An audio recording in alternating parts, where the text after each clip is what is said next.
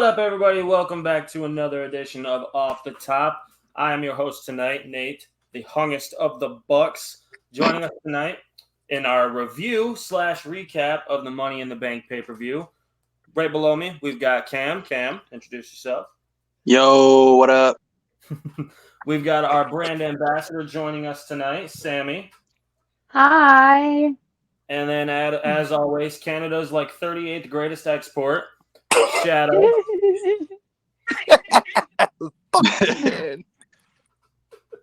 Oh gosh, what do you got? I mean, it's always a different atmosphere when they go to a place international. We were discussing this last week when we did our prediction show. International shows just bring a different atmosphere to the ring, to the show, whether you're there or watching it on TV. And last night was no exception. Would you guys agree with me on that? Absolutely. For sure. Yeah. And I don't know. I don't know what you guys are doing down there in the States that you're so lame with crowds, but when it comes to Canada or anywhere else, we'd be bumping that shit. No, you're not wrong. Fair enough. Puerto Rico was bumping. Saudi Arabia's last show was bumping. The crowd was wild for that show. Last night was no exception. London usually brings the heat. They brought the heat. They brought it nuclear. It was insane. It was hot all night, which made every match seem like it was a massive deal, even though some of the matches, as far as in-ring content, weren't great. But it was still a very enjoyable show from beginning to end, with everything seeming to serve a storyline purpose. That was the biggest thing I took away from this show, was that everything seemed to propel some sort of storyline forward. And that's what we need. We need stuff like that. So, without further ado, we can just kind of dip right into this. We'll go rating each match one by one and rate the whole show, what we thought about it. So, we'll start with the opener. What did you guys think of that opener? Shadow, I'll let you start. Oh, man. Just so we're clear, and y'all can rewind the tape on this, I called that winner for that Money in the Bank. I did. And y'all thought I was crazy for that shit. But to me, it was great back and forth. You're setting up either a Ricochet and Logan feud, or you're setting up an LA Knight and Logan feud. Something setting up for SummerSlam with just how that match played out. The great back and forth where they had the crowd almost believing that LA was going to win. That was great. Just right at the cusp, and then, oh no, he's got taken away, Kudos to all the men involved in that match, but especially Ricochet for protecting Logan on that absolute. Oh, it would look so bad afterwards. He protected Logan so well in that Spanish. Jesus Christ! Sorry. What the fuck?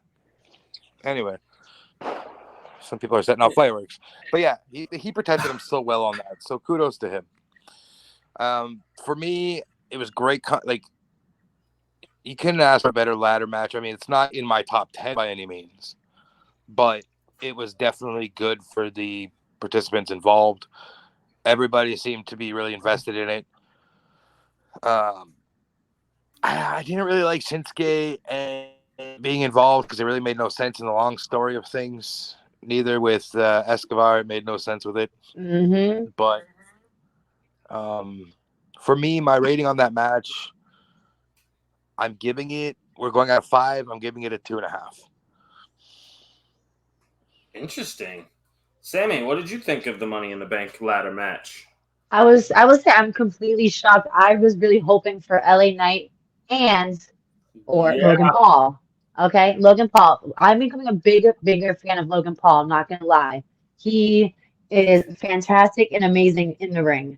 He has the skill sets, and he has I don't know, he just has everything. I was really hoping for him. I was very upset when he first came in there and everyone attacked his ass when the bell rang.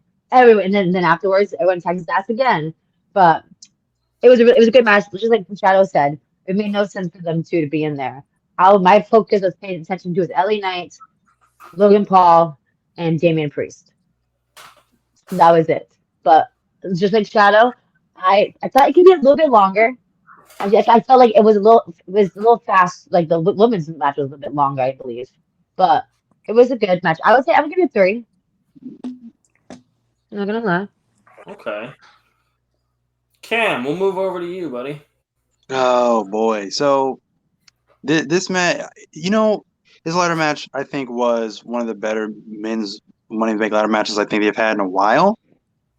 I hate to sound like a broken record here and just keep repeating what everybody else keeps saying, but of course I wanted LA Knight to win.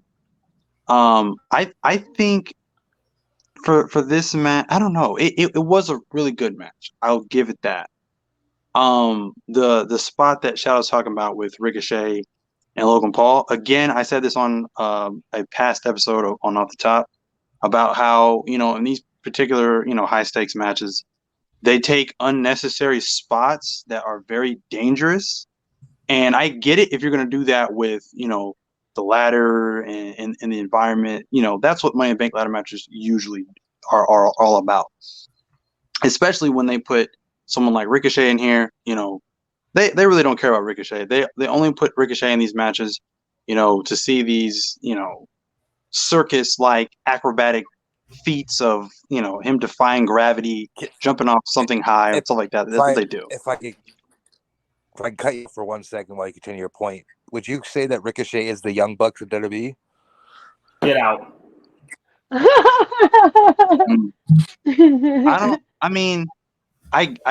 don't know if I put it like that, but I see where you're going with that though.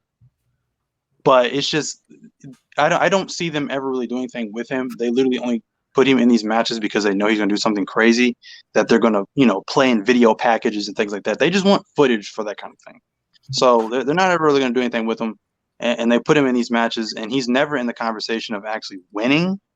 I can compare him to pretty much Kofi because they put Kofi in the Royal Rumble and the stuff he does in the Royal Rumble to, avoid elimination. It's become comical at this point because Kofi's not going to win, but you can expect him to do something, outlandish to avoid elimination. So that's where I can compare Ricochet. So the spot with Logan Paul, I didn't particularly like. Obviously good save. Both of them came out unscathed for the most part, but it was an unnecessarily dangerous spot that I don't think needed to be put in the match. So, and then of course we got to talk about the winner. Very unexpected. I'll give Shadow credit where credit's due. He called that. I don't see. I think it's kind of sealed Damian Priest's fate because I don't see him necessarily winning the world title. I think he's probably going to go after a mid-card title, obviously, because I don't see him beating Seth, and he damn sure is not beating Roman Reigns. So I think he's going to win probably one of the mid-card titles. I would say go and save the U.S. Championship because it's not doing anything besides dying in 1,000 deaths being with Austin Theory. So just based off the winner alone, I'm probably giving this match 2 out of 5. Hey, Will. Hi, What up, guys. Will, welcome. You are just in time to give us your thoughts on the men's Money in the Bank ladder match. But real quick, just say hi to everybody.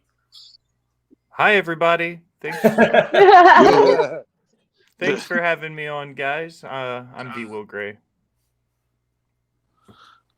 So men's Money in the Bank tonight. We started men's Money in the Bank. Only you and I haven't talked about it yet, so I'll let you go ahead. Men's Money in the Bank can be summarized by 2 general concepts, and that is the fans know what they want, and WWE knows what they want. And the fans wanted LA Knight, the WWE wanted Damian Priest, and that's the perks of running your company is you decide who wins that. And Damian Priest wasn't a bad call. I'm not at all taking away from it. My predictions were shit anyways. Pretty much nothing I picked happened. So Damian is one of those guys that no matter what, he's going to be a star. He's proven when he was in NXT with the North American title, he was great. He did it with the U.S. title when he was playing Dr. Jekyll and Mr. Hyde. So I'm sure whatever they have him do with the Money in the Bank briefcase is going to be top tier. It's just a matter of what they have him do with it. As long as they don't do an Otis situation, I think they'll be fine. Agreed. How would you rate the match out of 5? The men's Money in the Bank ladder match, Yeah. 2.75. If a 2.5 is just standard middle of the road, like just a basic match, it was between a 2.75 and a 3. You know, good. Fair enough. You know, above average, B-. Fair enough. So as far as that match goes for me, I do think I was very entertained by it. I was very sports entertained. I do think Damian Priest is a good choice to win. Everyone on the planet, it seemed, wanted LA Knight to win. But the more I think about it, the more it does make sense to put it on Damian. The storyline with Finn Balor it's written itself already. So that is going to be some fireworks to watch going forward, pun intended. 4th of July almost. All right. LA Knight, I feel like he's a guy that's going to get over no matter what. He already has. He left the feud with Bray Wyatt more over than Bray Wyatt was. And, well, we can get into that another time. But LA Knight, I think, needs a little bit more commitment, if that makes sense. Like, he hasn't been given that commitment yet. So for him to win the Money in the Bank would be kind of out of left field. I still think it would have been a good call, but I've had the day to digest it, and I do think that Damian Priest was the right call. I think Damian Priest will actually go for the World Heavyweight Championship. I do think he is main event material. I think he is a guy who can main event pay-per-views. So that might be the only disagreement that Cam and I have on it. The match itself, some crazy spots. Yes, we've grown standard to that. Ricochet and Logan Paul doing the Spanish Fly. I don't know if y'all picked up on it, but they kind of they fell off. They landed on the ropes there awkwardly, and they tried to fix themselves. I heard Logan Paul, and we rewinded it to make sure we heard him. He said, "Just fucking do it." So Ricochet's like, "Fuck it, all right," and goes. So, in that moment, I think Ricochet kind of just made a rash decision he probably shouldn't have made. They probably should have done something, they should have improvised something like that because it was too dangerous of a spot. But overall, I would say I would give that match a 3 out of 5. I was very entertained by it, but it could have been a lot better. So it seems like we're all on. Final. I have a couple final just little tidbits. One part is, and I'm sure everybody notices, the Prime bottle coming out of nowhere. KSI was seated at ringside and threw it over to Logan as a boost. That's funny. Funny. And I was hoping to see. Yeah, the only ahead. thing I'm sad about is we didn't see KSI in a Prime Bottle costume again. I'm very sad about Right? that. KSI And could show up in a Prime Bottle every single week, and I would laugh my fucking ass off. I'm just gonna throw that out there. The second point I had here, with all due respect to LA Knight, but him being over as he is right now, let's read summer when Liv was just this over. Everybody got their wish. Liv won, and then what happened? She won the next year. What I'm saying is the fan favorite gets turned on more times than anything because wrestling fans are so fucking fickle. We don't know what we want. You guys want LA Knight to win, sure, but for how long? I still think Liv is one of the more over women in that division right now, though, to be fair. I agree. But my point was the IWC is so fucking fickle on who they want to do things that that's true. by middle of next week, fuck, that guy won. I don't like that anymore. Fuck that. That was a bad decision. Yeah, like Gunther. I want him off. Out. Let's go. Yeah. I do think LA Knight will be fine. Everyone says, "Oh, he's 40. He's 40. His time's running out." No, it's not. Damian Priest is the same age, for one, and number two, LA Knight wasn't wrestling 300 nights a year for those 20 years. You know what I mean? Like guys like John Cena, Randy Orton, who were wrestling. Excuse me. Like LA Knight is fine. He is in probably the best physical shape that I've ever seen him in. He's fine. He's easily got 5, 6, 7 years on the main roster. He's got plenty of time, and he will succeed. He will. Yeah, 40 is the new 30, okay? For real. Wrestle like AJ Styles is Seriously. 46, 45, 46. If he won the WWE title tomorrow, no one would bat an eye. No. Fair enough. All right. Next match. All right. So the next match, I feel like got overshadowed by the ending. Because really and truly, I didn't think it was a bad match. But the women's tag team match, Shayna Baszler, Ronda Rousey, defending against Liv Morgan and Raquel Rodriguez. Cam, I'm going to let you go because I know. Oh, what's up, Shadow? Let's go in the same order here. That way everybody knows their spot in the lineup. Yeah, sure. Let's do it. All right. Shaddy Daddy. I sat there, I sat and I watched that match. I couldn't get fully into it because I wasn't that invested into it to begin with. I went to the bathroom. I went back inside.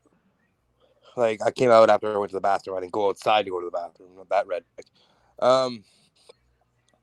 And I seen that Shayna turned on Ronda. And I'm like, what the? And then my wife's like, what is going on? Like it was such a shock and awe moment that it really took away from the whole match, in my opinion. Oh yeah. So the match itself, I'd give it a solid 1.5 stars because there wasn't much to it. The ending really stole the show, which bumps it up to about a 3. So that's my opinion. Yeah, we'll throw it over to you. Let's go in a circle here. Fantastic. Which match did you go to in match order? Did we go to Ronda and Liv next? Yes. That was the second match. I skipped one. No, I didn't. That was the second match. No. I'm just making sure I was still on page. So I was my ADD kicked in without us having cameras on. I wanted to make sure I was with you guys. No, I think the tag team match. Once again, and I kind of sent it into the echo chamber. The only thing that really mattered in this match was the very end of it, was the finish, was the turn. All the reports being leaked today with, Sean and the guys over at Fightful, no free shout outs. They reported that Ronda had a hard out on her WWE contract that stated the last thing she wanted to do was feud with Shayna and then she would be done. And negotiations haven't been able to add to it. So this was where they pulled the trigger to make that happen, apparently, which is cool.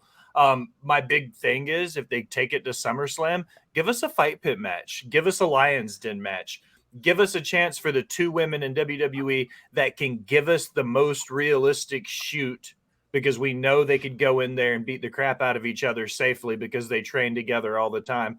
Give us a shoot. Give us a Lion's Den or a fight pit match. Let them beat the hell out of each other. Hell, throw an octagon out there for the Ford Field. Let's do it. That's what I'm saying. Like they have the means to this to do it well. Book them in a UFC style. Remember in AEW when they did that bullshit UFC match? Like Shayna and Ronda could give us the realistic version of what AEW tried to do. Yeah, absolutely. So, in terms of the match, what do you think about it? The match that we got last night. Are we doing a 1 to 5-star kind of thing?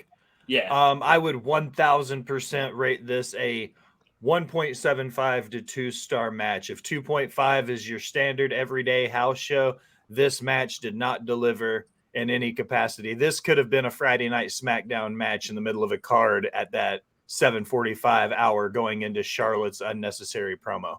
That's very fair. Sammy, we'll throw it over to you. First of all, if Jody's in here, Jody, I know you're happy that Liv is finally champion again.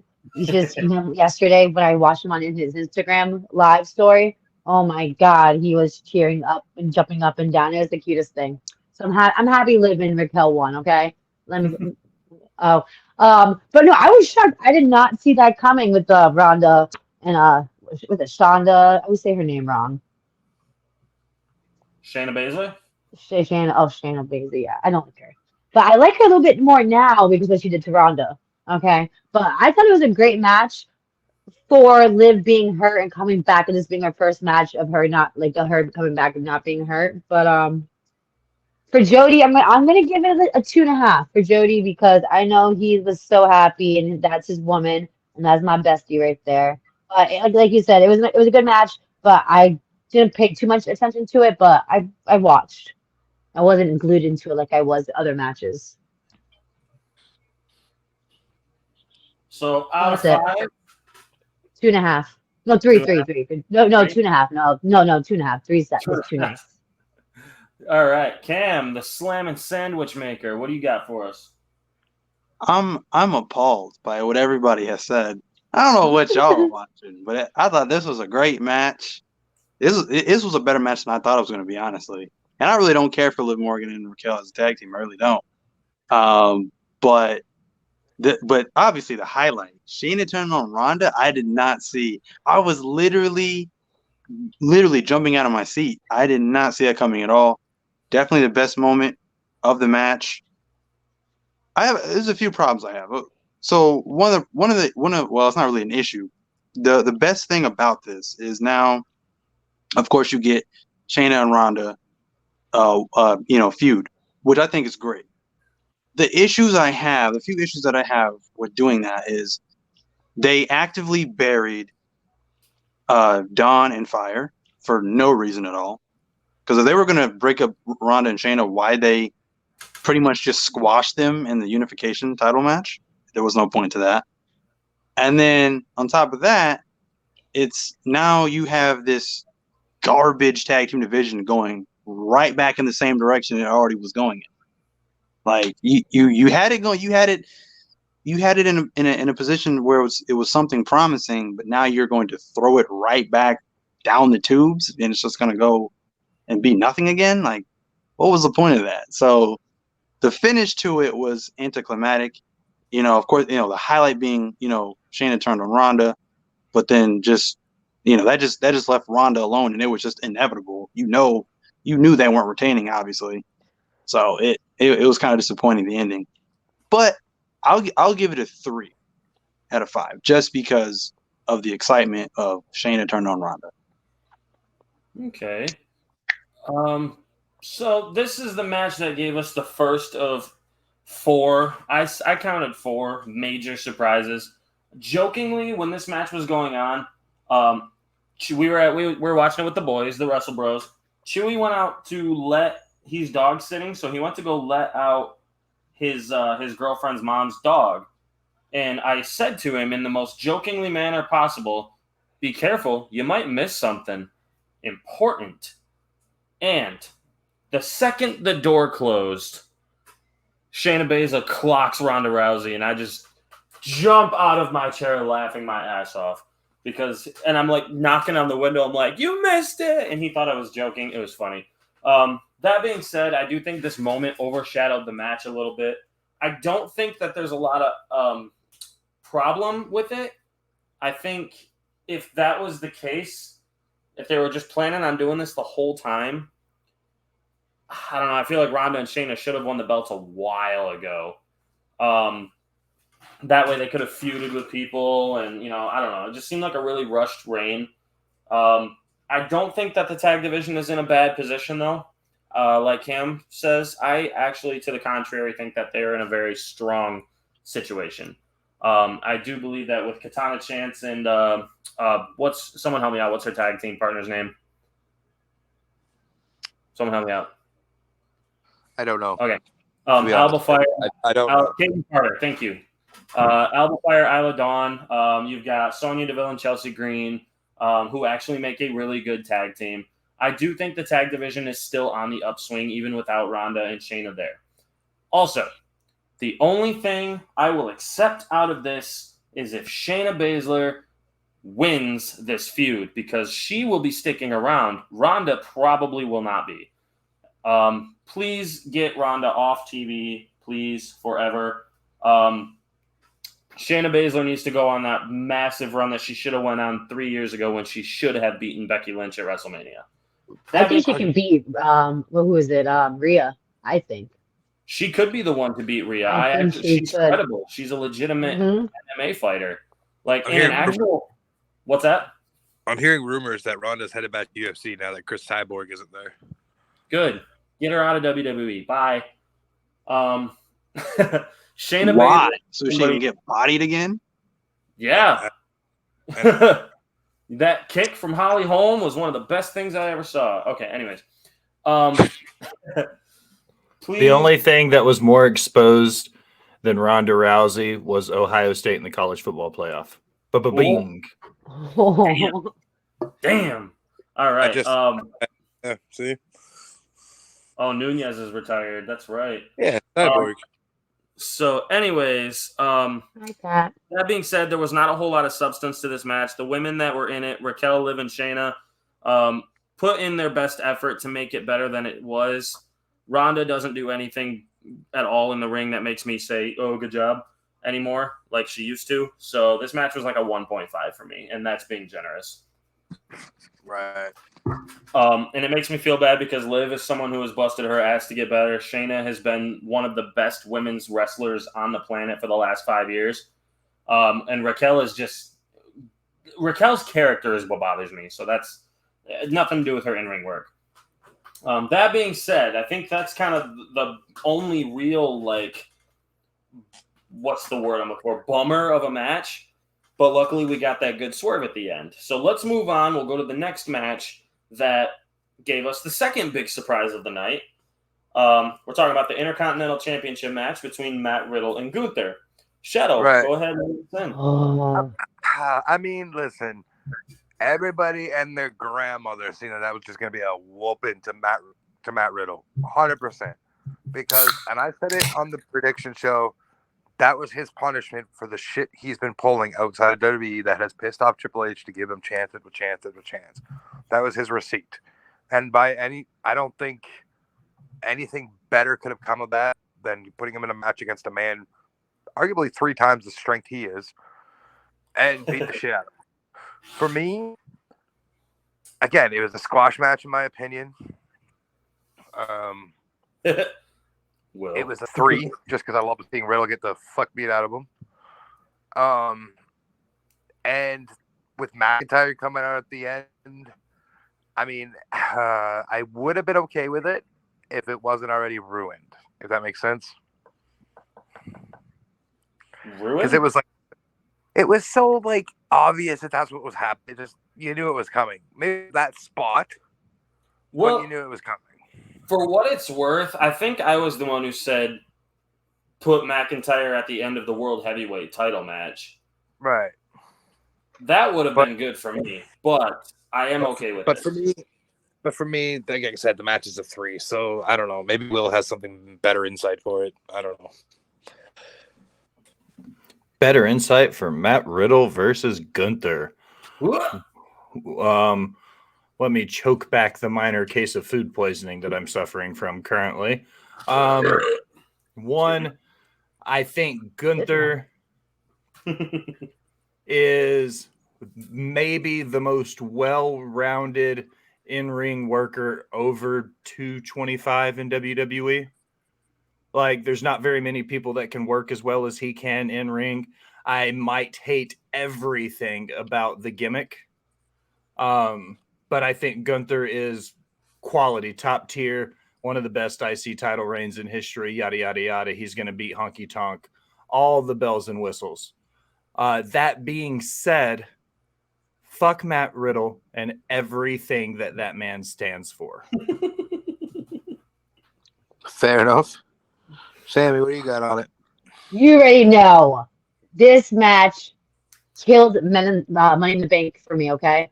I listened to everybody. I got my hopes up. I'm sorry. I really, really was hoping this is the one pay-per-view. Randy Orton was going to come back in. Matt Riddle was in it. I'm like, oh, maybe he'll come in at the end or come try to help out Matt. Hoping. Didn't happen. So I'm like, oh, fine, whatever. And then all of a sudden, I hear music. I'm thinking, I'm like, oh my God. No, it's fucking Drew, okay? No.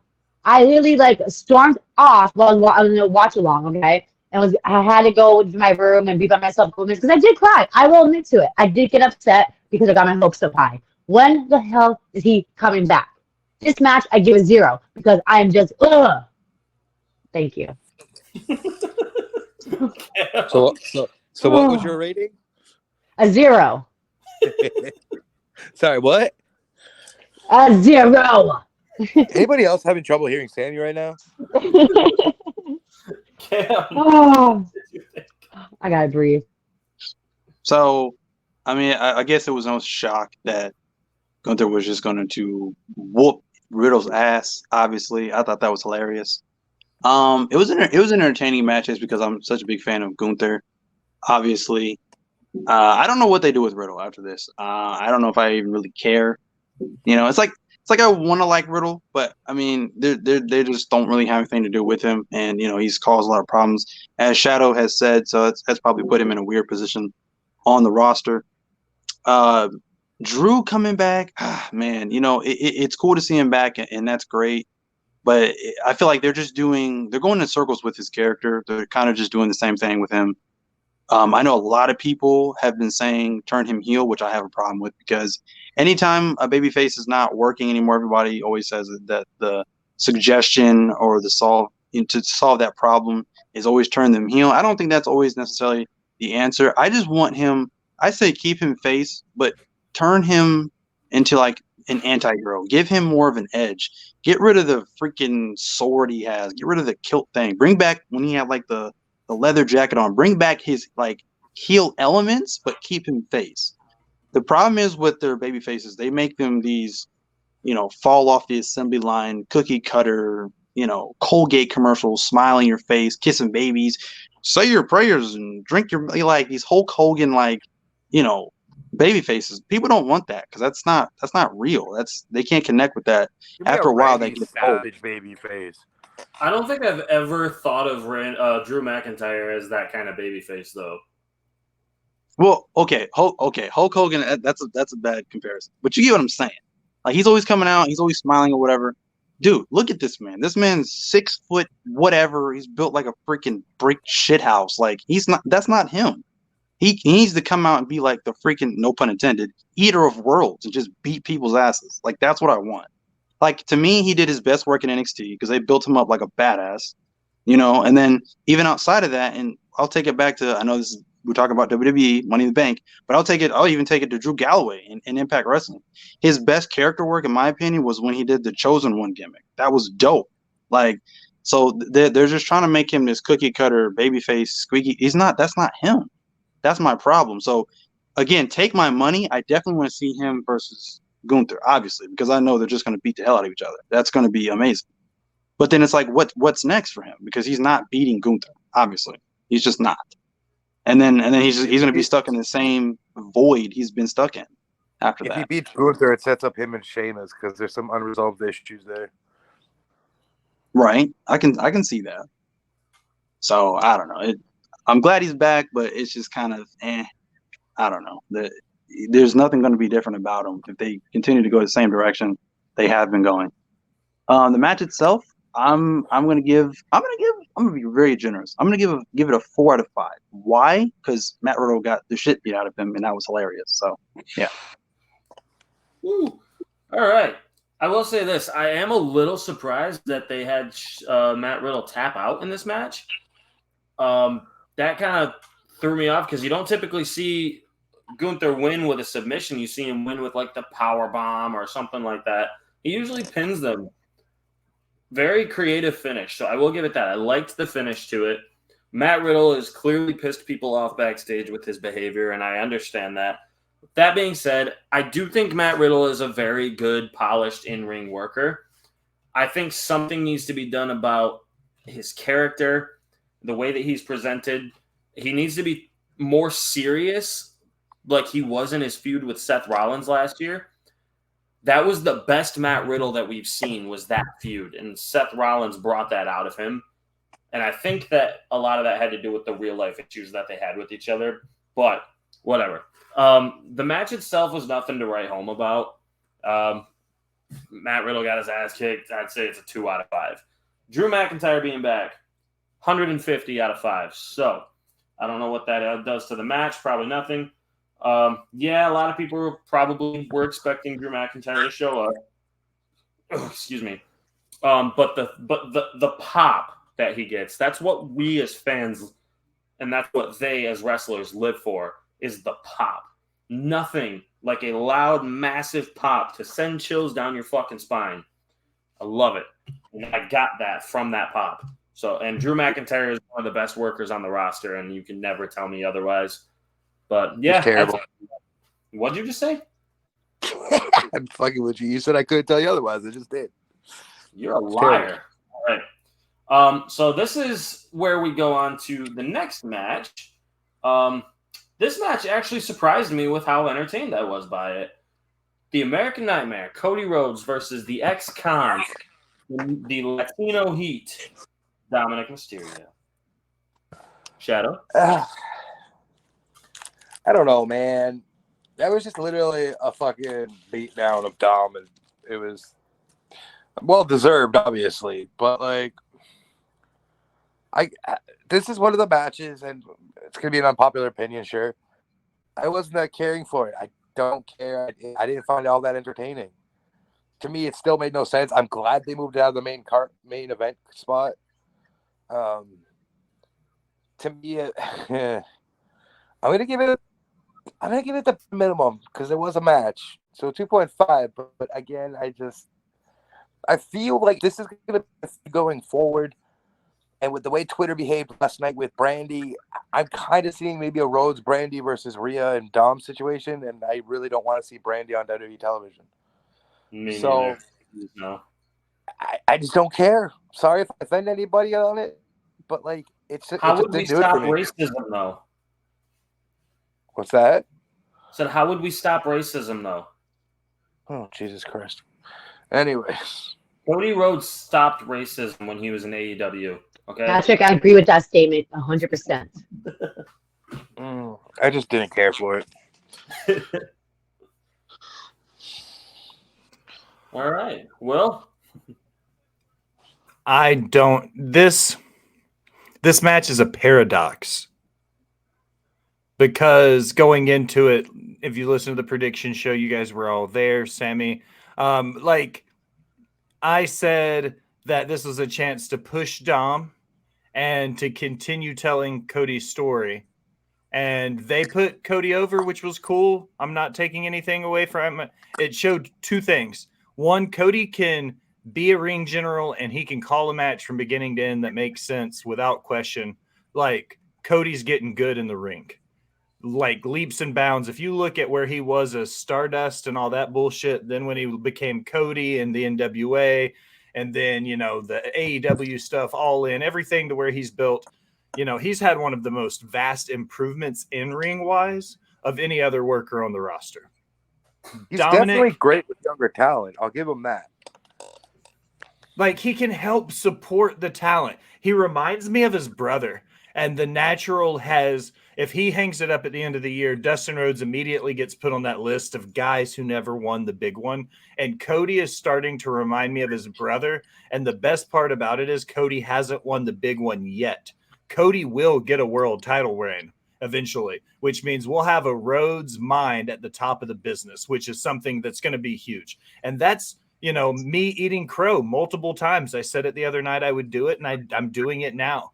Every person on this card took what I said was going to be a 5 out of 10, a 2.5 out of 5, just a regular mid pay-per-view. And every person on the card said, fuck you. We're, you know, at the very least, slightly above average. And that's where I put this match. This is a, you know, a 3 out of 5. This is a, you know, a 3 out of 5, a 6 or 7 out of 10. You know, like I would give it a B plus. Like it was a good match. Cody led it. Dom's starting to get kind of boring. Thanks for coming to my TED Talk. Before we go over to Sammy, the thing I do appreciate about Cody, like you said, he's getting really good in that ring, and like he's like his brother. What really put me over with Cody in a sense of professional wrestling is he took guys like Sammy Guevara and he elevated them to where they are now. And like you see Sammy, many people don't like him, and I get it. He's a cocky, arrogant prick kind of deal. But you can't argue that Sammy Guevara is one of the youngest, best wrestlers right now in professional wrestling because of feuds with Cody where they took the time to develop stories properly. Yeah. Sammy? So, your thoughts on this match of Dom and Cody? Like Will said, Dom's getting boring. Dom has been boring for me. Like, I don't like him. He's like, he must be a really great, fantastic fucking heel because I can't not, I love not seeing him on my screen. He's boring to me. I can give two shits about him. The only reason why he's important is because of Rhea, to be honest with you. Can I ask So, you guys a question? I'm sorry to yeah. interrupt you, No, Sammy. you're good. You're good. Do we worry that unintentionally WWE will allow Dom to venture into that? He has nuclear heat. And I don't like using industry terms because I'm not in the industry, you know, like, but he has that nuclear heat. He has that powerful, people hate him, but they're slowly wavering to the point of what happens if he flips that switch and he gets that go home heat and people just don't like him and they're not booing him because that's what his character wants. They're booing him just because they're tired of the bullshit. They're tired of the drama. They're tired of the stuff. I think if they don't flick a switch soon, that's gonna happen. 100%. Yeah. Yeah. Well, yeah. I'm over it. Like I knew Cody was definitely gonna win. If he did not win, I would have lost my faith in Cody Rhodes. But to be honest with you, I'm not gonna lie. But yeah, that match, it was a great match. Cody Rhodes made it amazing. If it wasn't for him, I don't know. If it was Dom and some other person, I can give two shits about. So I'll be nice like Shadow and give that a 2.5. Sorry, I'm still mad about the last review. Go ahead, Cam. Okay, that match was awful. That was the biggest joke of the night. That match was terrible. I fucking love you, Cam, so much. I was trying to be nice and not say that. Fuck that. I'm not being nice. Okay, I'm not a nice person. All right, you know me. I'm not a nice person. All right. You are That match Nice. sucked. That match was terrible. Like, I expected Dom to go in there like, okay, I'll give Dom credit. He has nuclear heat right now, and that's exactly what you want as a heel. That's you just don't get that a lot with a lot of wrestlers that try to be healed, right? But in the ring, it's like, what happened? Why is he still that's what I was focused on. Why is he still wrestling like this is like his third match? He's still wrestling like he's green. It's so weird. He has two moves. He has like three, and both these moves aren't even his own original like moveset. One of the movesets he has is from Eddie, God rest his soul. That's the Three Amigos, and then the other one is the slowest 619 I've ever seen in my life. Like, bro, like what? Like, he's terrible. Then the other half of the match, he's running. He keeps getting out the ring and running around. I'm like, bitch, get in the ring. What are you running from? Like, that pissed me off so much. And then then Cody, and I'm a big fan of Cody right now. I love Cody Rhodes right now. I don't like this pothole ridden road that they're creating for him to get back to Roman because it's making no fucking sense. But then he hits the crossroads. Times, and baby. it just was like 1, 2, 3. It's like, that's it? Really? Like, that was a squash match. This was a Monday Night Raw match. Like, come on, bro. I'm giving that a 0. That was terrible. Damn. That was awful. Damn. Well, from what I'm Say it with gathering, your chest. from what I'm gathering from you guys, it seems that Dominic Mysterio is doing his job fucking phenomenally. I'm here for it. So, that being said, yes, Dominic is not the most polished in-ring worker in the world, but every single time he's been in a feud with somebody who's at a bigger level than them, Rey Mysterio, Cody Rhodes now, Seth Rollins, his game has been elevated, and he actually, I don't know, he's been getting better. Like, I don't know, I think, excuse me, I definitely think that Dom is getting better. I think the reason that his 619 is terrible is the same reason that Cesaro's 619 is terrible. It's because they're over 6 feet tall. Their legs are super long. Rey Mysterio is 5'6". He has nowhere to move his legs. That's why he goes so quick with it. So that I feel like he should just eliminate that move from his arsenal entirely because it doesn't work for tall people. It just doesn't. That being said, I was actually pretty entertained by this match. I was expecting some hijinks that led to Dom winning, and I'm okay with that not happening. Dom is going to be fine. Cody Rhodes. I think Cody Rhodes is just right at home in the WWE. I hated his entire run in AEW. If you guys knew me back then, before he came back to WWE, you knew how much I fucking hated his run in AEW. He belongs in WWE. He is a ring general. He is a guy who can carry a feud. He is that damn good. And I really hope that when he does decide to hang it up, that he should be a producer. I believe that Dustin should come back to WWE and be a producer also. But yeah, I'd say that match was a 3 out of 5 for sure. If I may cut you off, yeah. If I may ask you a question, so do you like Cody Rhodes in WWE more because he's in WWE, and you just hate AEW that much, or? I love AEW. I don't know where everyone gets this idea that I hate AEW. Because you talk a lot of shit about the stuff they do. That's why. They do a lot of dumb shit. So does WWE.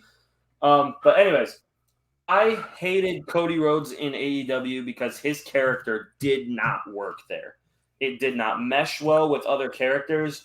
It came on. It doesn't cater to the hardcore fan, and that's what AEW is for. It's for the hardcore fan.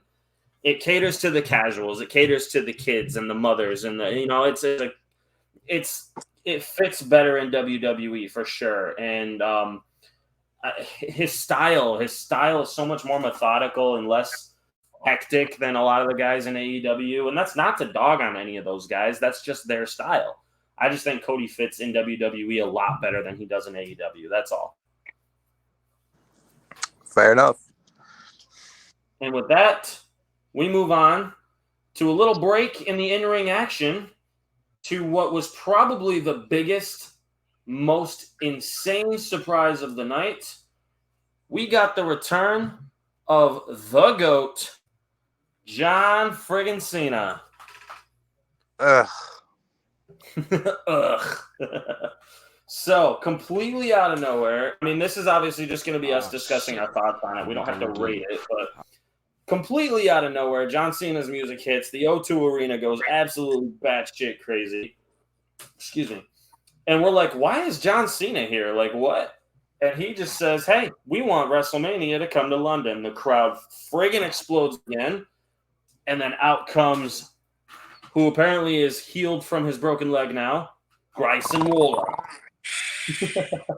Are you snoring for Grayson Waller? I am. I don't like him. I will say this. Last night, he wasn't even slightly put off by the way the crowd was booing him out of the building. He handled that like an absolute pro. Listen, I enjoyed him. I enjoyed what he did in NXT. Okay? I'll give him that. I understand he's been recovering from a broken fucking leg. I get it. You don't need to fucking beat that horse down any more than it already has. Thank you, TikTok. Yeah. Like, I get it. The man's been hurt. I don't care. I find his personality plainer than the bread I eat. He's overhyped. Don't give a shit about him. He still has to do so much more to it. He has to do so much more to impress me. I get the character he's playing. I do. But let's be real. He could barely go one-on-one with fucking John Cena, and he's expected to be on the main roster. Oof.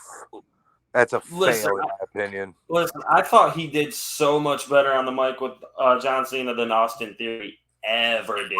I'll agree there, but Austin Theory doesn't set a very high bar either. So I would argue that Austin Theory is worse off than he was before he was feuding with John Cena because his rehab was going very well until then. But that's a bummer. Listen, that whole Cena spot was great because it got fucking London on its feet to go, oh, we might be getting WrestleMania, eh? Like, nah. I wanted to see it there. I think they deserve it. I hope they do. I hope WrestleMania 41's in London. I think 42 because 41's already spoken for, I think. But I didn't care for Grayson Waller to come out. That would have been a perfect time to have Randy come out. Randy Orton, yes. Shut up, yes. Sammy. It would have been a perfect time to have Randy come out, cut a promo, him and Cena. We know Randy is in the back half of his career. It's been very noted. Have him and Cena kind of do a little mic feud over a bit. And then, you know what I mean? Like, go into a story where Randy and him can do what they got to do. Randy can ride off into the sunset. Having Grayson Waller come out there and say, oh, I could give you the Grayson Waller rub. Am I the only one that thought about that sexually? I'm pretty sure Cena did too. Cena absolutely did. Right. I don't think a lot of people picked that up. That was really disturbing and cringeworthy. Geez, Sammy, your face looks really swollen now. I just don't give a fuck about Grayson Waller, and I don't really give a fuck if people mute me, ban me. I don't give a fuck. He's boring. It is what it is. Don't tell Haley that. She might kill you. Oh, I have. This man's not I've been boring. muted out of her lives for it. Fair enough. Does anyone else have anything to say about the situation? I agree 91 with Shadow days. 100%. What's that, Sammy? I agree with Shadow 100%. I like Grayson Waller. I got mad about this It's a part too. war. I thought it was instead of John Cena coming out, it should have been Randy coming out. No, Sammy, Randy Orton is going to return at SummerSlam, and I'm going to videotape it because I'm going to be there. And Sammy's 91 days. That's how long since the first night of WrestleMania. 91 days. I hardly see John Cena coming back after 91 days as a return. Like, I get who he is. He's the GOAT. I'm not taking anything away. I talked about it on the prediction show. I talked about how important a draw is, putting an ass every 12 inches. John Cena is one of those people. I don't think that's one of those going back to the well, beating a dead horse. You can't bring John Cena back every 90 days and expect the roof to blow off the place anymore. John Cena and Randy Orton are those two guys that are like together. The two of them are the reason WWE was even profitable in the late 2000s and early 2010s. Oh, you are not wrong. You can argue Edge. Edge, yeah, up until the point he retired, of course. People loved Edge. He was a great guy to hate. He was an excellent heel. And he had that built in, he was there during the Attitude Era. He was there when it was in full swing. Cena and Orton were guys who were built from the ground up from OVW in the early 2000s, and they were always positioned as the top two guys in the company, and honestly, rightfully so. Like, yes, they put butts in seats.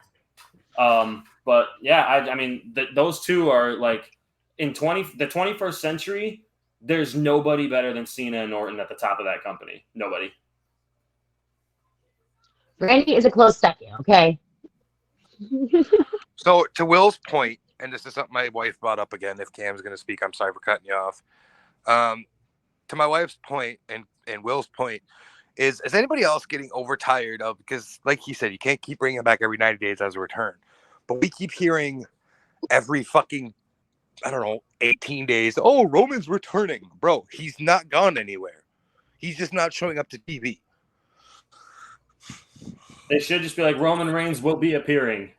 Yeah, they need to stop saying returning because he's not. Like, right. Enough. Like, I mean, with Cena, I kind of get it because he's only here once, maybe twice a year. It is kind of a weird situation to see him twice in such a short period of time. So that kind of confused me, but I was okay with it. And he didn't do any. He didn't do anything that hurt the show. He made the show better. There was I don't think there was anything negative about his appearance, unless you're a Grayson Waller hater. So Sorry, just not sorry. But anyways, we'll kind of push this into the second half of the show. We'll get back to the in-ring action for you guys. And in a match that I think personally outperformed the other match of this type in every possible way, because there was so much story development going on in this match, the women's Money in the Bank ladder match. It might have been the easiest match on the show to predict, aside from another one that we'll get to.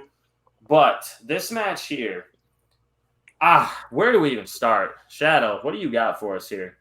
To steal a little bit of earlier on in the evening on the Bot Shots or Chair Shot show, Trish did really well. Like, she really commanded that match. For being 40 plus years old, doing what she was doing in that match crazy. Stark made an impression on me in that match. She could carry herself a little bit more. Dude, Trish's cell when she took the manhandle on the ladder. Oh my god. Zelina showed out. You know, she did that code red off the top of the ladder, which is gross. It kind of scared me a little bit because I've seen it so many times with Penta.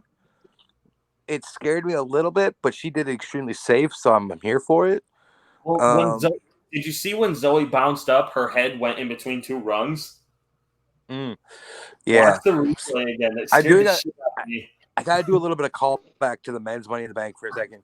That was a very stiff spot that Logan took where I think it was somebody jumped off the apron and just bounced off Logan. Like, that looked like it hurt. Logan Paul did a frog splash onto Damian Priest on a ladder. No. Is it? No. That one was stiff as fuck, too, because Logan just bounced off of him. Maybe that's what I'm thinking of. Anyways, back to the women's. All around, Io was amazing in that match, doing the moonsault, all that. Like all these high risk maneuvers they took, it was very safe. It didn't look scary. They all performed extremely well, and the finish, masterful. Okay, like you think of creative finishes, and that was a very genius finish. Oh my god, I know. Right, so for me, I'm giving this, because of like all the elements combined, a 4.3. Ooh. Okay. Will?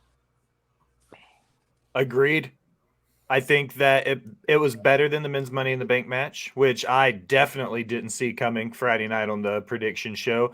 I said Zelina Vega was the time to shine. Io was not the wrong pick by any means, though she was my number 2 if I had to pick one. What's cool about Io, yes, the symbolism of her climbing over top Bailey and the turn on damage control, but the whole, 4 horsewomen being tethered together and the next generation climbing past them, because there's so much depth to the writing there. This goes back to the production and the teams in the back and the coaches and the writers and the things that WWE does, they do the best. And it was one of the most entertaining moments of the night.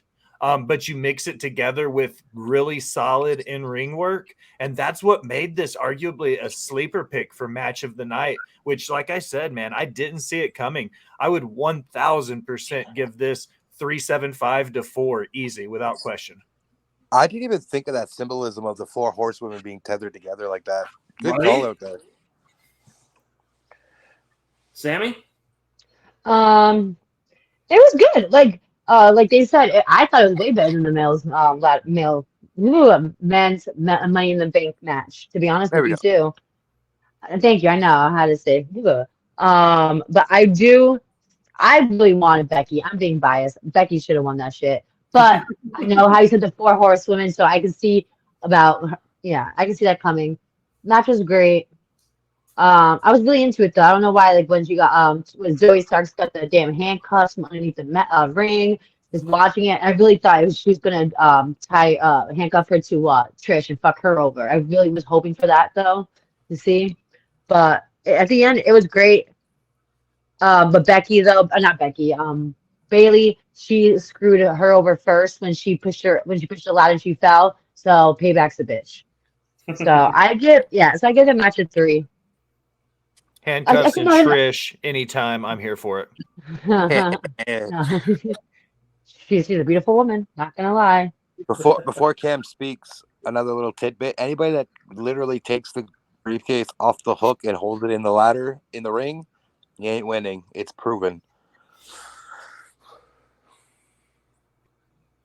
Before, you mean like on like a go home show? Yeah, don't do that. It's a bad omen. Cam. Okay, so a little bit before I start dissecting this match, first of all, love Grayson Waller, love the stuff he does. The segment was a time waster. Get John Cena off my screen. I don't like John Cena. I haven't liked John Cena since 2007, 2008. Don't care anything about him. Moving on. Women's Money in the Bank ladder match I thought was great. For what it was.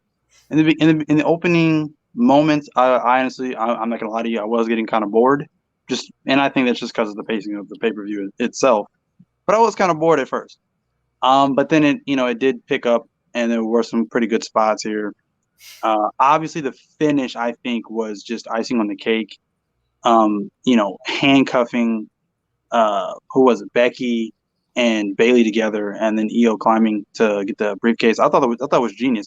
It reminded me of like when Sammy had that gimmick where he was just finding these interesting ways to win matches and whatever. It just reminded me of that. So that was pretty cool. So yeah, I definitely think she deserves it. I hope we get Asuka and Io because that's long overdue. So based off the finish alone, I'm gonna give this a 3.9 out of 5. Not a bad match. All right. So, couple things. I want to point out one thing that I was 100% correct about. Becky Lynch has had beef with 4 of these women recently, and all 4 of them went after her from the get-go. And I was right. Another thing. Trish Stratus could have gone into this match and just hidden behind Zoe Stark and, phoned it in. Trish Stratus went balls to the wall in this fucking match. Got her ass whooped all over the place. And she's in her mid-40s. She did not have to do that. I think she is loving every second of being back. And I think it's actually bolstering her legacy. I don't think she's doing anything to harm her own legacy right now. And I also love that Zoe Stark is actually being presented as an equal to Trish Stratus and not a lackey. I don't know if you guys have seen that or noticed, but she's definitely they present them as equals. And I fucking love that. That being said, Zelina Vega's Code Red was absolutely amazing. It was probably my favorite spot of the night. And Scals, to answer that question, where did they get these ladders from? None of them broke. Not the United States. That's all I can say. If they were made in the U.S., they would have broke when they were climbing them. So what you're saying is they didn't get them from Home Depot? Nope, they did not get them from Home Depot. You damn right they didn't get them from Home Depot. We carried big fucking ladders. Who was it that broke the ladder when they stepped on the bottom step? Was that Braun Strowman? You got that shit from Lowe's, okay? It was either him or Big that did it. It was one of the big boys. Otis. It was Otis. Thank you, Scals. Yeah, I was going to come in and say Otis. God, that shit was funny. But this match was absolutely bonkers. It was the most outrageous and most bonkers match of the night, in my opinion. I loved every second of it. I'm giving it a 4 out of 5. I thought it was that fucking good. The storytelling was absolutely sublime. The in-ring work was good. Io Sky's moonsault was also 2 rungs higher than Butch's moonsault. Just gonna throw that out there. Also, that's probably arguably the most fluid wrestling match of most fluid women's wrestling match between at least the AEW division and WWE's division. Because again, if I include Impact, I get yelled at by Will. So between those 2 divisions, that has to be the most fluid match I've seen in a while. Yeah, definitely. Agreed. And thank you for including Impact, Shadow. That means something. There's one spot that I'm surprised nobody mentioned though.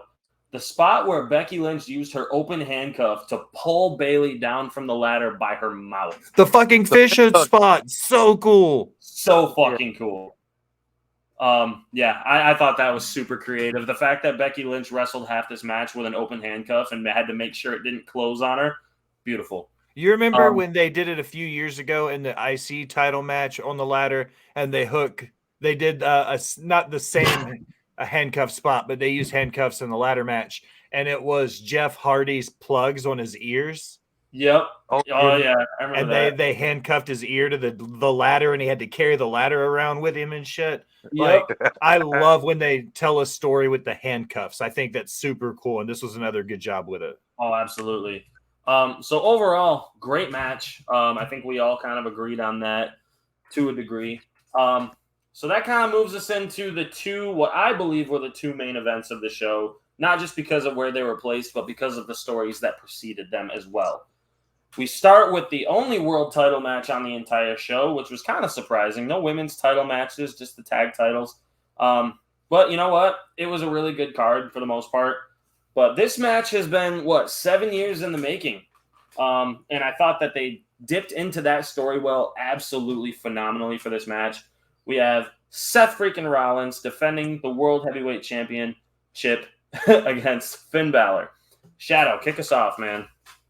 None of you are gonna like this. I thought the match was lackluster. It wasn't long enough. They didn't completely tell the story they should have. I don't know if something went over. Maybe the Cena fucking segment probably. But that match was, I think, just under 11 and a half minutes. I wasn't okay with that. That match should have at least gone 25, in my opinion. There was so much to be told. They at certain spots felt really rushed. I like the callback to the buckle bomb, etc., like that. Damien coming out, I get why they're doing it, but like I didn't feel like that was needed to that last night. It's just, to me, that match felt extremely rushed. For two world-class athletes as Finn and Seth are, they deserve so much more storytelling in that match.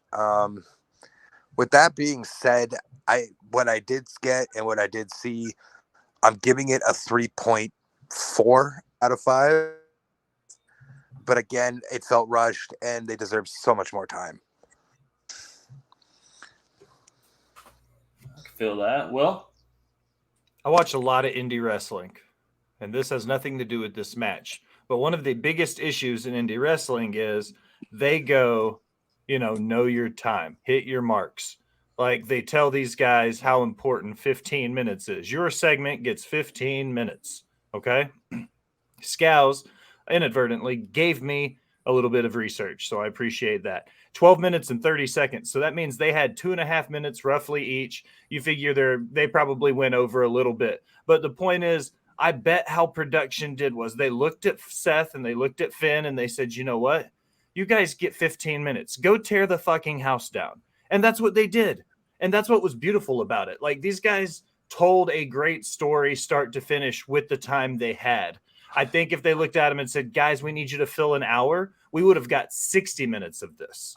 But I think Seth and Finn both showed professionalism by showing that they can take, they don't need 30 minutes to tell a great story. They don't need 45 minutes to do it. They knew where they were in the card and what they needed to do at the time. And because of that, I would say 3.75 or a 4. Easy.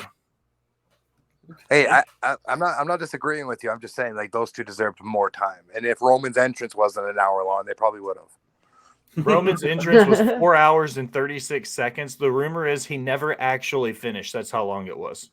I've heard his wife says the same thing. So. Oh, that's why they have 5 kids. I was about to say, he's got 2 sets of twin. This motherfucker don't stop. Hey, remember, they all look alike, right? Love you, Mystic. Anyways. Love you, buddy.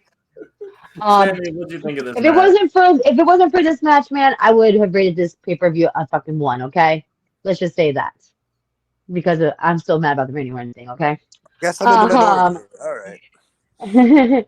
Seth is my, if you guys don't know this, Seth is my second favorite in WWE. It's Randy always number 1, Seth is number 2. No, John Cena, no, he's fallen. He has fallen now. Okay, well, with him, because that ball spot now? No. I'm just kidding. I'm kidding. Yeah. Am I really though?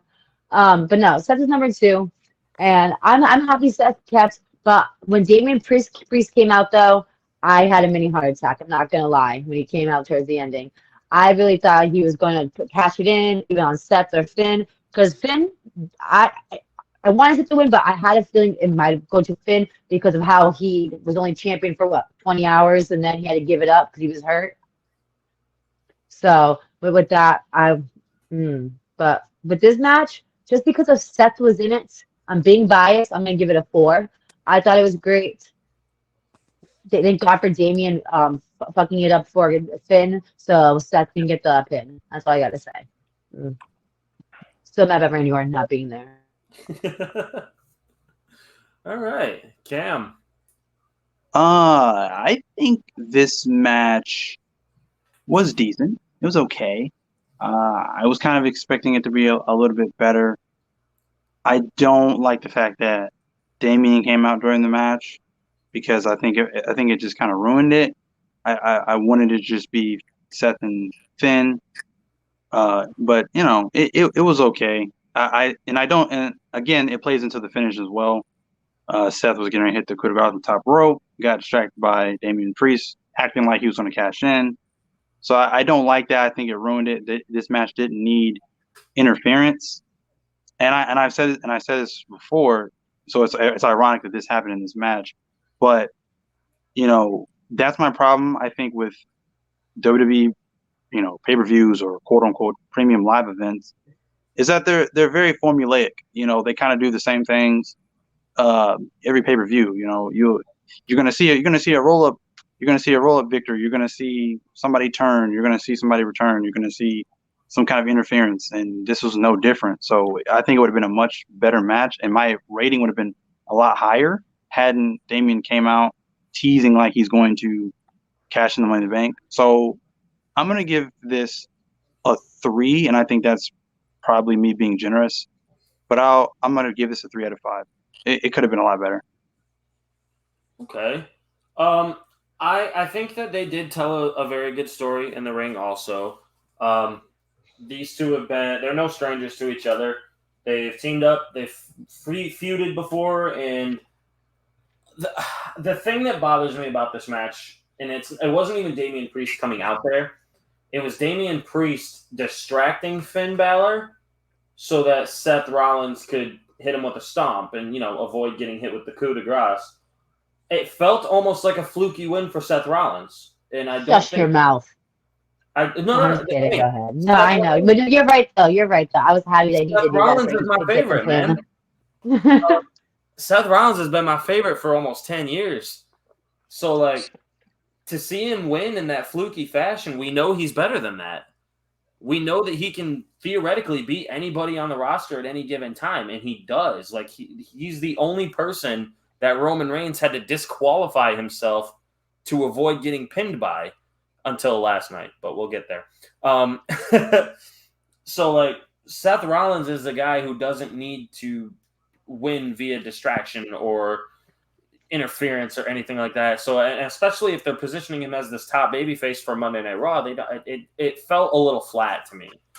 I think it could have led to perhaps, yes, Damian Priest could have distracted him from hitting the coup de grace, but I feel like it didn't have to be the end of the match. They could have gone maybe 2 more minutes and kind of put that in the background and then have Finn deal with that later. Have them finish the match without a distraction. You know what I mean? Does that make sense? Yeah. Yeah, it makes sense. Okay. So that was really the only sour note that I had. I didn't like the distraction finish. It makes Finn look like a chump, as usual, and it makes Seth Rollins look like he got a fluky victory out of it. But because they told such a good story, and they did manage to tell a really good story about, you know, the tensions rising between Finn and Damian, which will probably end with a banger match between the two, I will give this a 3 out of 5. Just because of that storyline fluidity that they've been putting into this story. I love it. So, without further ado, we can move forward to the main event in what was most definitely maybe not the biggest surprise of the night, but it was the 4th and final major surprise of the night, where we saw for the first time since December of 2019, Roman Reigns was pinned in the middle of the ring for the first time in almost 4 years. Jimmy and Jey Uso against Solo Sikoa and Roman Reigns. Shadow. So let me prelude this. I've been saying it all day. This arguably is the best match in sports entertainment this year. And I say sports entertainment because I'm not including pro wrestling. So with that being said, if it is what it is, you take that as you will, but it was not better than Will and Kenny. And it has nothing to do with recency bias either. Shut up, Scales. So with that being said, this match told a story that was 3 years in the making. It brought fluidity. There was drama, of course. There was moments of is this really going to be what's happening? The story being told really drew you in. And it's not very often that you get drawn into a story like this. And this is arguably, if not the best storyline WWE has ever put together. And that is kudos to the 5 plus Sammy, so 6 men that have developed this over the last 36 months. But having Jay and Jimmy absolutely take it to Roman, and they left Solo alone for the most part. Like Solo, he got his beatings, but it was very fixated on Roman. And then there was times where you've seen Roman be Roman, and you're like, okay, this is done. It's over. Ugh. Right? The thing that got me the most, and it was a nice callback to the Daniel Bryan Edge Roman match, was the stack and pin 'em. That was a great callback. Which didn't work out, obviously. But I also liked the spot where Roman did his spear and Solo did his Samoan spike. That was nasty. Right? That was dirty. You thought for sure it was done. Nope. Kicked out again. All right.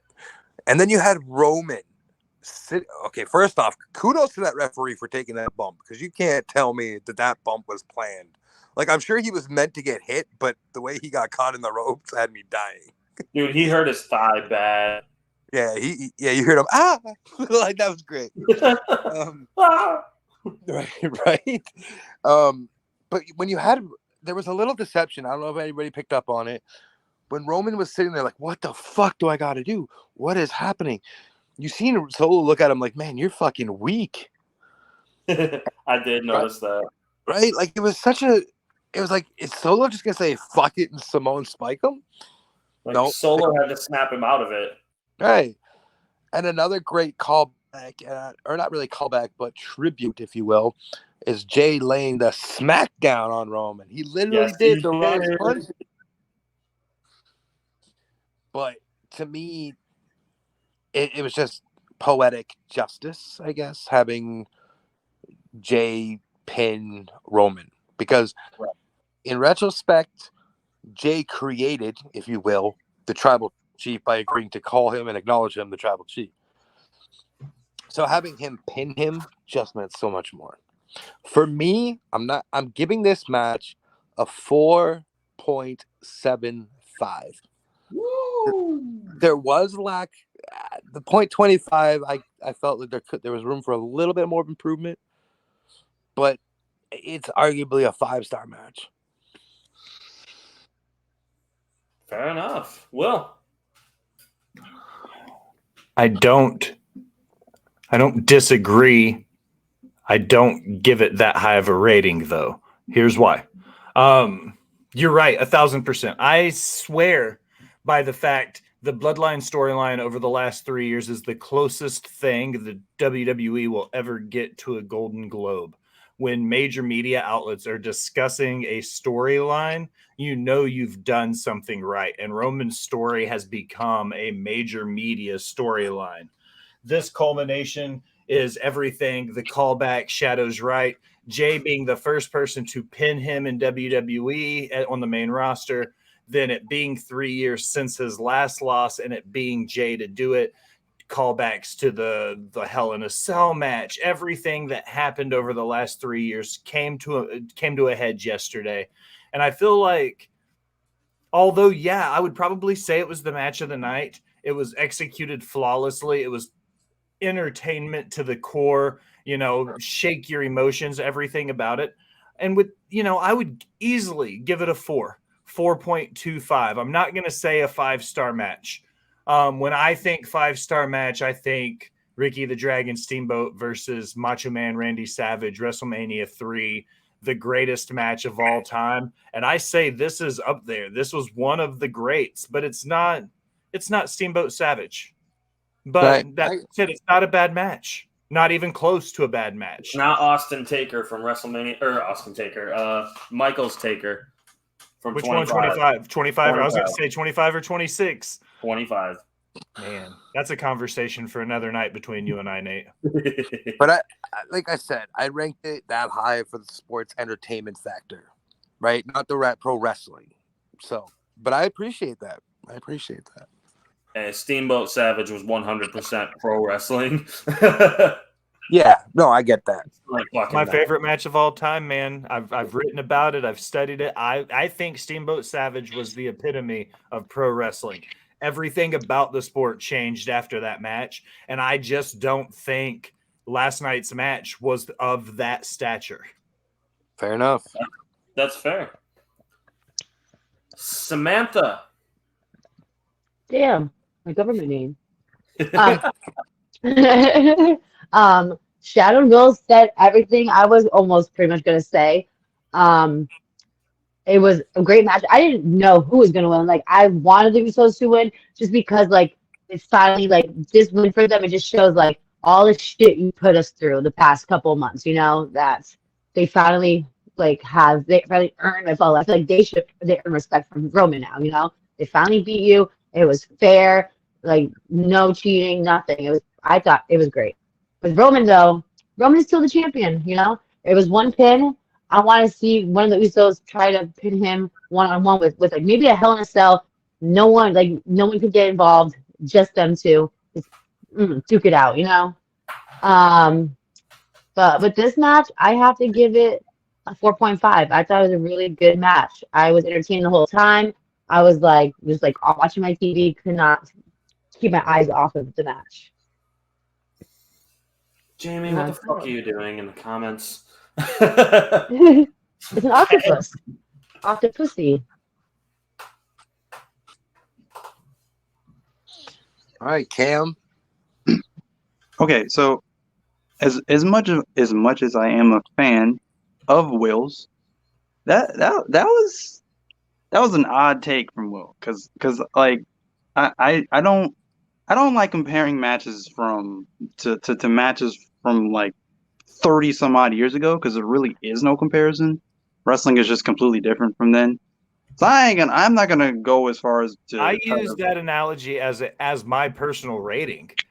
You know what I mean? Like that's what I'm saying. I give Steamboat Savage 5 stars because I think it was what it did for wrestling. So when I rate matches, I rate them based on how that match made me feel. If I don't feel like I gave Flair and Rhea at WrestleMania 4.75 because I wrote about how much of a Steamboat Savage vibe. In 10 years, we'll be talking about that match the same way we talk about Steamboat Savage. I just don't think this match has that same energy. That's just my personal take on it. Uncle Dave used to do 3 stars, then it was 5, and now he does 50. Like, I don't yuck any yumps. God, fuck Uncle Dave. Continue. Okay, so yeah, that makes more sense. I don't not fuck Uncle Dave, but anyhow. Anywho, I believe this match was cinematic brilliance. That's the best way I can put it. Everything about it just it hit on every point that you needed to hit on.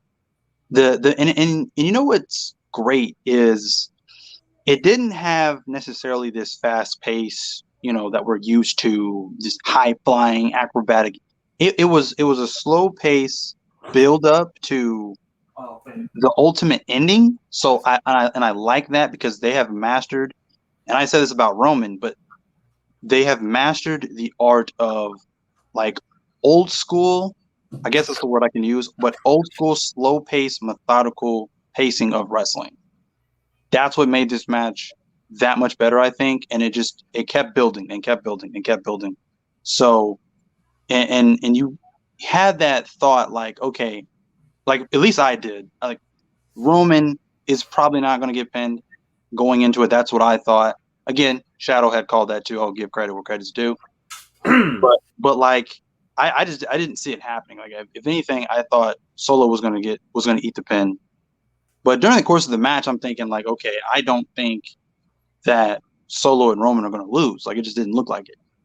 But that spot where Solo had missed that splash and on through the table, I was like, okay, now the momentum is really picking up and it's on the side of the Usos specifically. I definitely like the spot where they had like the multiple ricochets. Like they had, I think Roman had hit a Superman punch, and then Jay hit him with a super kick. He ricocheted, came back off the ropes again, and then he hit him with a spear. That was a great sequence, I think, there too as well.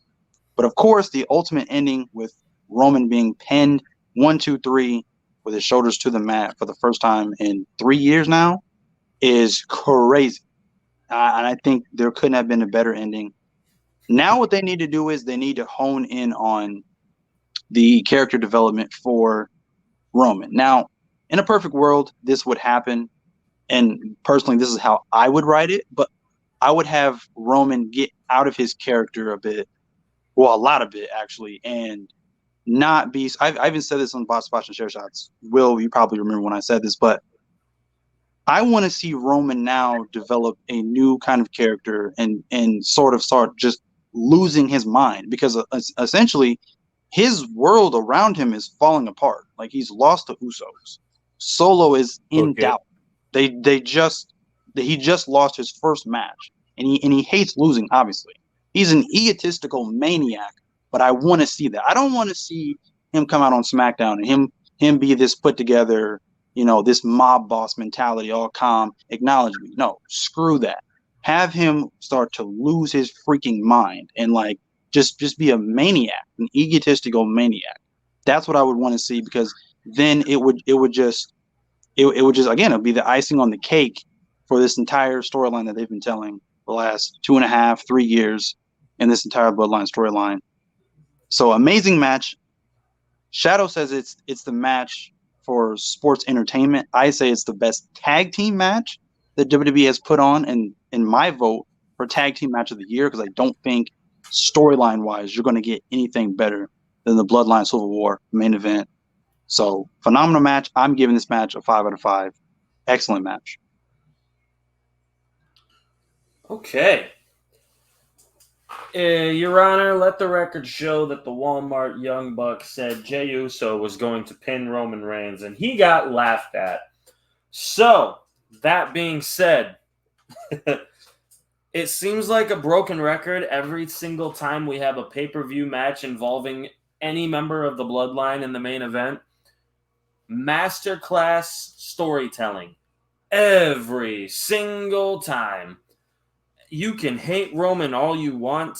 The dude has become one of the greatest storytellers in the history of professional wrestling, and I will die on that hill with a smile on my face. If anyone disagrees, it's okay. You're wrong. You're right. You're right. Not only that, Nate, to cut you off before you go, I hate giving Roman this much credit, but he's really done well putting over certain talent. Yes. He gave Vince McMahon the ultimatum: if you don't let me turn heel, I'm leaving. And Vince McMahon said, fine. And now we have the greatest story ever told in professional wrestling. This is like one of those ones they're going to make documentaries about.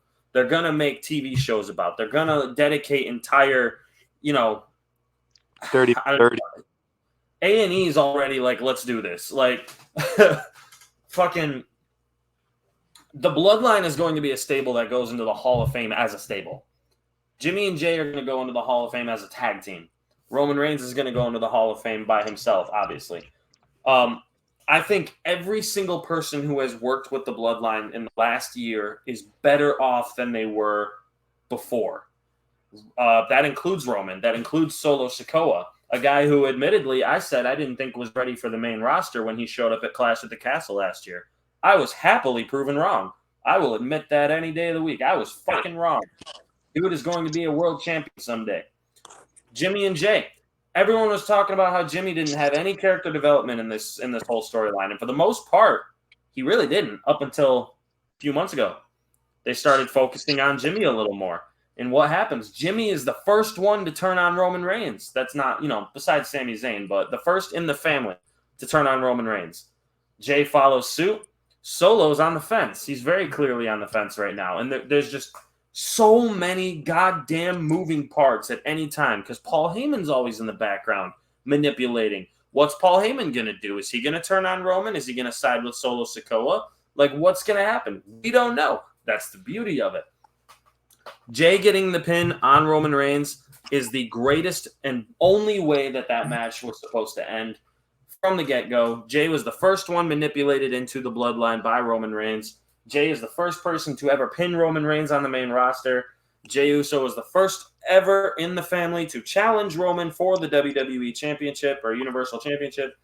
Like, the story has always been about Jay. In a way, it's always been about Jey Uso. And I think Jey Uso will be a world champion at some point in the next 2 or 3 years. I firmly believe that. And he deserves it. If you ever had... What's that? Excuse me. I said, if you ever had any doubt that the Usos were arguably the greatest tag team in WWE history, last night solidified them as that, in my opinion. Oh, absolutely. No, I agree with you 100%. And so I say this, I've been saying this for a while too. The Usos, I think, are inarguably the best tag team in the history of WWE. I don't think anyone has even close to an argument anymore. Like the New Day, absolutely not. The New Day is fantastic and deserve to be Hall of Famers. Absolutely. I would argue that potentially the best in pro wrestling at this point. The Usos changed the game. They have changed the way tag team wrestling is performed at the highest level. They main evented WrestleMania in a tag team championship match. How many times have the tag team titles main evented any pay-per-view, let alone WrestleMania? You probably Not can't even the count. great, not even What's the that? great TLC match. Not even the great TLC matches were main events. No. WrestleMania 1 had a tag team main event between a celebrity and Hulk Hogan and Roddy Piper and Paul Orndorff, and it was not for a title. It was just a way to get eyes on the product, and it worked, obviously. But no, I can't think of any like pay-per-view where the tag team titles main evented, and they deservedly main evented. It's not because of Kevin Owens and Sami Zayn. It's because of the Usos. It's because of the prestige they bring to that tag title division. They were the only constants in that tag team division so many times when it was just on life support. They are the greatest tag team in the history of WWE, possibly pro wrestling. That's a discussion for another time also. You could make arguments for the Briscoes. You could make arguments for the Bucks. I know Shadow wants to vomit for me saying that. No, I appreciate the Bucks. I'm not saying I don't. But anyway, that's a different story. But that match is a 4.9 out of 5, and the only reason I can't put it at a 5 is probably the same. It's the same mentality I have that Will has. I compare it to my favorite matches of all time. I compare these big matches when they're this good. I compare them to the greatest matches of all time, in my opinion. My favorite match of all time is Michaels Taker WrestleMania 25. I also think Sheamus and Gunther is up there as a 5-star match. I also think Steamboat Savage is up there as a 5-star match. Yeah. That's the only thing that separates it from being a 5 is that I don't think it was a storyline game changer, absolutely, but I don't think it changes the game of pro wrestling right now. We don't know if it will. The impact is maybe the impact is still felt 10 years from now. Who knows? Right. But this will be one of those matches that's talked about for a long time. 100%. As the resident old head as well, I'll chime in that Shadow's absolutely right. In the WWE, 100%, they're up there now as being one of the greatest tag team, if not the greatest tag team. But speaking into territory wrestling, even if you get into your LODs and you get into your Steiners and you get into your Midnight Express, Rock and Roll, you start looking at all of these teams. Keep in mind what they had to do versus what the Usos have done. And this is me speaking the old man on the porch, right? Those guys in the territories only had to dominate one territory. Mm-hmm. They weren't on a national level. And, the Usos, if you look at the work rate since the COVID era happened and beyond, the Usos, Jimmy and Jay, have had the highest work rate of anybody in WWE. So I would easily say all of pro wrestling history, the Usos have to almost guaranteed be a spot in that Mount Rushmore top 4 without question. And that's taking into everybody. And that's one of my things. Like, how many tag teams had runs that have lasted this long too? Like, without ever breaking up, for one. And like, The only time that they were apart from each other was when Jimmy was injured for 9 months. Like that's it. They were still a tag team. And the amount of times that they have been in a situation where that tag team division was just struggling for life. It was on life support, couldn't breathe. It was just in the gutter.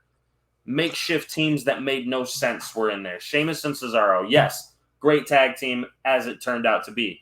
Makeshift because there had no tag teams. Jimmy and Jay have been that constant, and they elevate every single tag team that gets in the ring with them. Every single one. But yes, I firmly believe that they're the greatest in WWE history. Hang on. Will, can you just do the quick plugs, and then we'll let you skedaddle out of here? Yes. Thank you, as always, guys, for allowing me into the Off the Top Media genre and channel. For those of you who are interested in my shenanigans elsewhere, you can check my link tree at The Will Gray. I'm the host and lead writer of Botch Bots and Chair Shots. You can find us Sunday night at 7 p.m. at Rivet City Radio. We are the podcast network, the sort of pirate radio station that oversees the Broken Wrestling Podcast, Off the Top Media, Botch Bots and Chair Shots. All go to Rivet City Radio, so check out the Patreon. I love you. Ooh, see you, Will. Bye, Will. And before we kind of sign off and talk about our overall grades for the show, I want to have a quick little question for you guys. Like, is there any tag team that you can realistically compare with the Usos as far as how game changing they were? I want to say they were. LOD. Okay. LOD. I would put more recency bias into this because I don't pay attention much to the old stuff as I probably should. You could argue the New Age Outlaws. For their time, they changed a lot. You could argue the Dudleys. You could argue Edge and Christian, the Hardys. They changed it complete tag team. They brought tag team wrestling back to the forefront of wrestling. Other than that, I have a hard time. You can argue the Briscoes, but I mean, they were always indie guys. Not that there's anything wrong with indie. Right. It's tough, right? Like Will said, on the world stage, it's hard not to put them on that floor. Right. The thing that I say, I mean, Cam, you said LOD. That's definitely not a bad option. But in WWE, what did LOD really do? They were only in WWE for like 2 years. And I think I kind of meant more on just the professional wrestling side of things. Right. They were everywhere for a while. WWE kind of they were kind of more 100% dropped the ball with them. I agree for sure. with that. For sure. But before then, I think they were the tag team for that time period because they were just everywhere. They were just megastars. So I think they put, for me, I would say they put tag team wrestling on the map because I don't know how big tag team wrestling was before them. So, I mean, the only thing that I can say is tag team wrestling was thriving when LOD was around. And yes, they are probably the biggest reason for that. But there were also, there was all kinds of other tag teams out there that were just kicking ass and making iconic names for themselves. And that is the only thing that to me separates the Usos from LOD is because the Usos, they didn't have that wealth of talent for the beginning stages of their career. LOD did. And yes, LOD, I will never, ever, ever take away anything that those men accomplished. They are icons. They deserve every single ounce of legendary status that they have. Hawk and Animal Man. And Paul Ellering with them too. Fuck yeah. I don't know. I just feel like that's where the Usos kind of edged them out a little bit. And that, again, just my opinion. I love Legion of Doom. I love those guys. They did help put tag team wrestling on the map, and I really, really wish WWE had done better with them, and it hurts me to say that they didn't. Sammy, any thoughts? Oh, sorry. I was just dreaming about anyone being in wrestling again. Sorry. I'm just really, if you can't tell, I'm just really, really upset about the situation. But the Shadow did, when that situation happened and I was on live and I got upset and walked away and came back and he was in the box wanting to come up and like he was trying to make me feel better and I appreciate that. He's like he could still come back. There's still what did you say? There's still Cody and Dom because I think going with Cody. There's still Roman and Jay, like because of Sammy, what are you Roman. talking about? I don't But know. or not returning for that matter. Shadow's what I'm talking about. I don't know. It was a good match. I enjoyed it. What? That wasn't I mean, it was a good the pay-per-view. It was a good pay-per-view. I mean, it was a good pay-per-view. I'm That sorry, wasn't I the have question brain either. born all my life. What The was the question question? was about tag teams. Do you think the that Oh. Usos tag teams that compare to the I Usos? thought you meant for the pay-per-view. Oh, no. I'm good. Randy. Oh, well, you know what? RK Bro, let's bring them back. Come on. Get the I don't fuck out of want here. to hate on Get it out of anymore. here. All right, My bad. I'm sorry, guys. Shadow, overall grade of the pay-per-view, what would you say?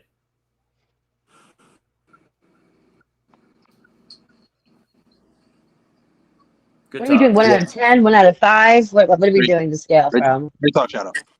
Hey, my connection dropped for a second. I missed something. What happened? I'm sorry. Oh, I was just saying, hey, what would you rate the show as a whole? And I think as the show, we're going to go out of 10 because that's what we did with our predictions. All right. So Okay. I said it last night. I said it again today. I'd give the show a 4, but what really changed my mood on it was the Bloodline Civil War, and I brought it up to a 7 for me. Okay. Sammy? Like Shadow, I was going to give the show a 0. Okay? But since Seth, I know, like 1 week being nice, but since Seth won the title back, well, he did one. Just because Seth is the bloodline, I'm going to give it a 6. Okay. Cam? I'm gonna say a 6.5. I obviously believe that the Bloodline main event carried once again. This is probably like the third pay-per-view in a row that's carried the entire show. There were some okay things, some good things in between that. Like I said, once again, I there was at least 2 times when I genuinely got kind of bored with it. But yeah, the Bloodline storyline easily carried. So I'm gonna give it a 6.5 out of 10. It was an okay show. What? Y'all are harsh. God damn. Well, I feel like all of them, so half the matches were like really short when they should have been a little bit longer, in my opinion. Fair enough. Maybe 2, Will.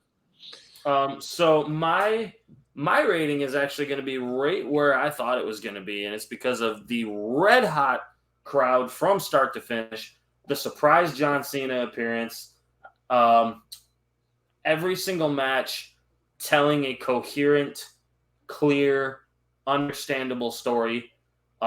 Definitely made up for the potential lack of not bad in-ring content. I mean, there wasn't bad in-ring content in any of the matches. But like, I guess lack of what's the word? Matches that blew me away. You know what I mean? The women's Money in the Bank match and the main event, the Bloodline Civil War, those matches absolutely blew me away. Absolutely. But because there was coherent, clear, understandable storytelling throughout the night from start to finish, I give this show an 8. It definitely makes up for any shortcomings that happened in the matches because everything meant something to me. So with that, I don't know if you guys heard or paid attention. SmackDown and Money in the Bank became SmackDown for the highest grossing SmackDown ever, and Money in the Bank was the highest grossing arena event ever in WWE history. Any highest grossing arena event, so like not counting any stadium shows. Yeah, arena event. God damn. That's crazy. Did Triple H say that at the presser, or is that like just coming out?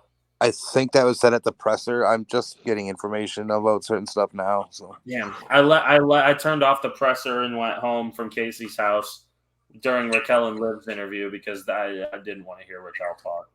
Fair enough. I was like, I'm leaving. She didn't try to flex on you in the interview? Damn. Listen, I know she's got back muscles, but she's got to come up with more of a gimmick than that. Well, I mean, her boyfriend's gimmick's shittier too. So, anyways.